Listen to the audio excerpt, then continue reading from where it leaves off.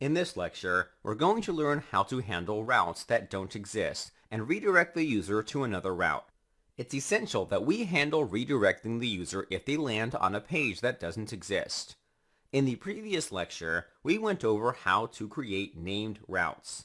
The benefit of using a named route was the ability to change the path without having to update the links spread throughout the application.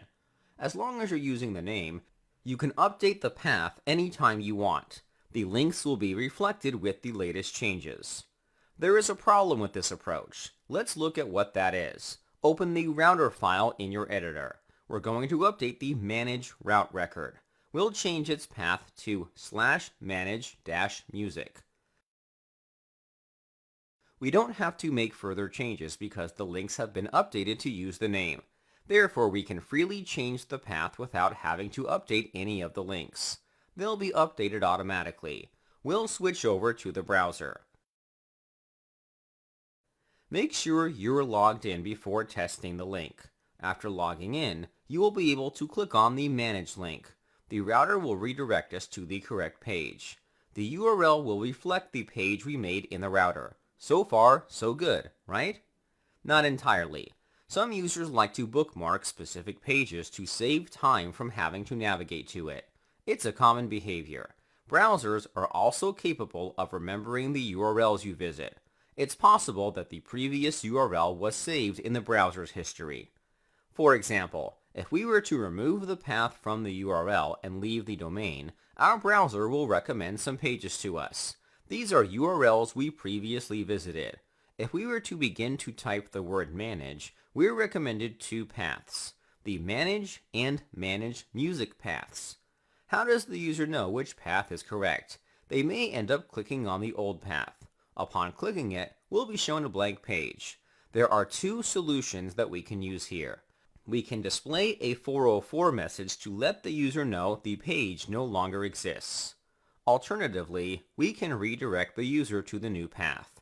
The second solution works well because we know where the user wants to go. If you know where the user wants to go, you should redirect them to the correct page. It's also good for SEO because search engines will learn about your new URL structure faster. Redirecting the user is easy to pull off with the router. Back in the editor, we're going to add a new record to the routes array. The path for the record will be /manage. This value is the same path we had before. This time we're not going to render a component. Instead, we're going to redirect the user to a different path. We'll add a property called redirect. This property will allow us to redirect the user to a different path. If a user visits this path, they will be redirected to the path set in the property.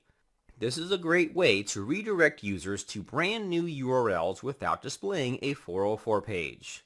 The value for this can be a string or an object. It's the same value you would use for the to property for the router link component.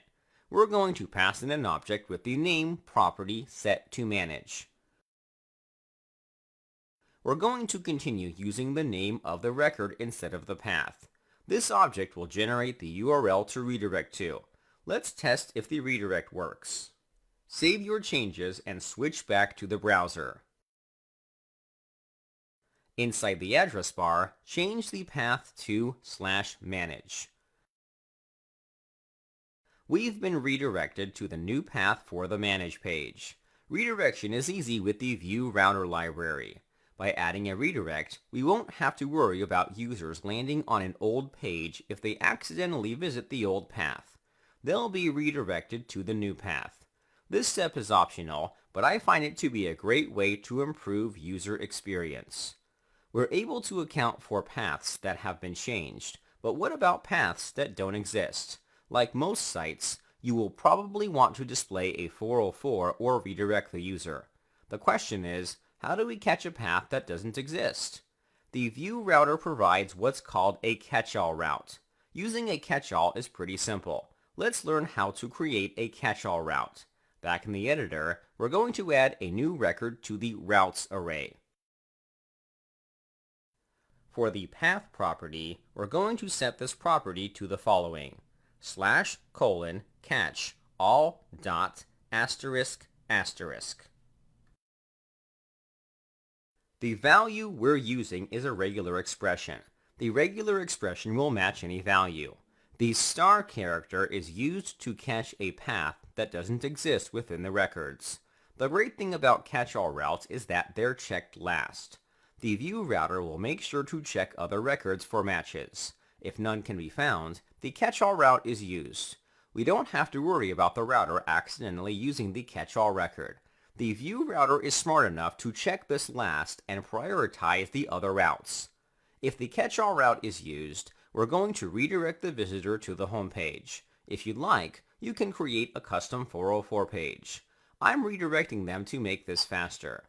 We'll set the redirect property to an object where the name is home. Let's test this out. Switch over to the browser. In the address bar, we'll enter a random path. We've been redirected to the home page. That's great. We're able to handle scenarios where a page doesn't exist. The view router is very powerful and flexible. We're able to redirect users simply by setting the redirect property in a route record.